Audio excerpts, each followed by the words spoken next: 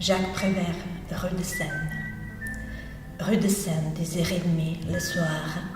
Au coin de notre rue, un homme qui titube. Un homme jeune avec un chapeau, un imperméable.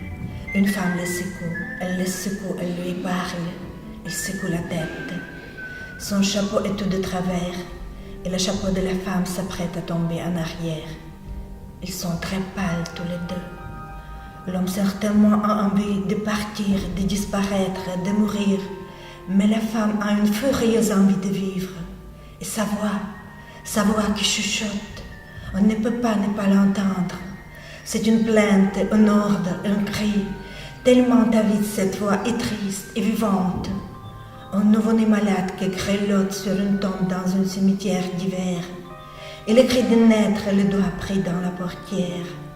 Une chanson, une phrase, toujours la même, une phrase à répéter sans arrêt, sans réponse. L'homme la regarde, ses yeux tournent, il fait des gestes avec les bras comme un noyé, et la phrase revient. Rue de Seine, 10h30, le soir. La femme continue sans se lasser, continue sa question inquiète, puis impossible à penser. Pierre, dis-moi la vérité. Pierre, dis-moi la vérité. Je veux tout savoir, dis-moi la vérité. Le chapeau de la femme tombe. Pierre, je veux tout savoir, dis-moi la vérité. Question stupide et grandiose. Pierre ne sait que répondre. Il est perdu celui qui s'appelle Pierre.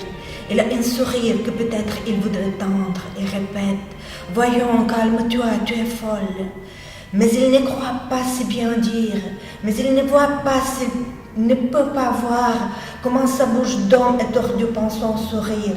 Il étouffe, le monde se couche sur lui, il étouffe, il est prisonnier coincé par ses promesses. On lui demande des comptes.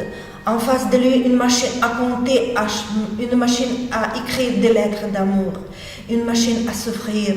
Le saisit, s'accroche à lui. Pierre, dis-moi la vérité.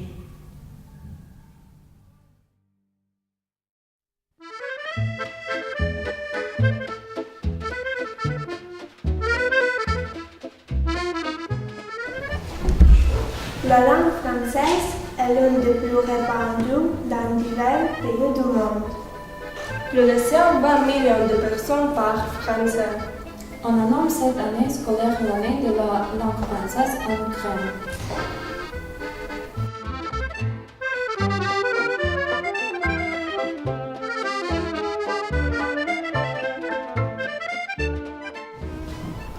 À notre avis, le français est logique et lyrique. Expressif et émouvant. Fin et fascinant. Riche et raffiné. Adorable et admirable. Noble. Clair et charmant. Ancien et actuel en enfant. Idéal et impressionnant. Sincère et sensible.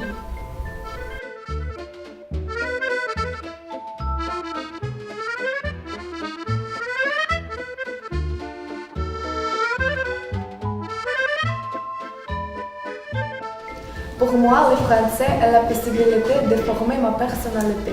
Communiquer. Voyager. Apprendre des poésies en original. Avoir un bon travail au futur. Comprendre les chansons françaises et les chanter. Avoir des amis en correspondance à l'étranger. Regarder des films et des émissions sportives et originales. Être au courant de haute couture. Continuer ses études à l'étranger. Élargir mes horizons. Améliorer nos connaissances.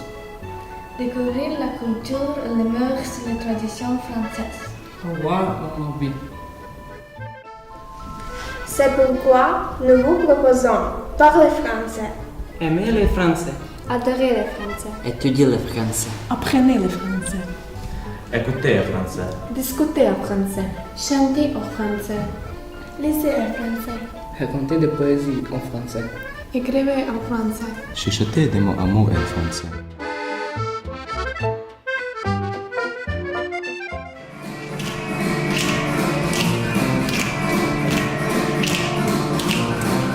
Dans mon Fidori, je n'aurais pas des bijoux de chez Chanel. Je n'aurais pas dans mon lit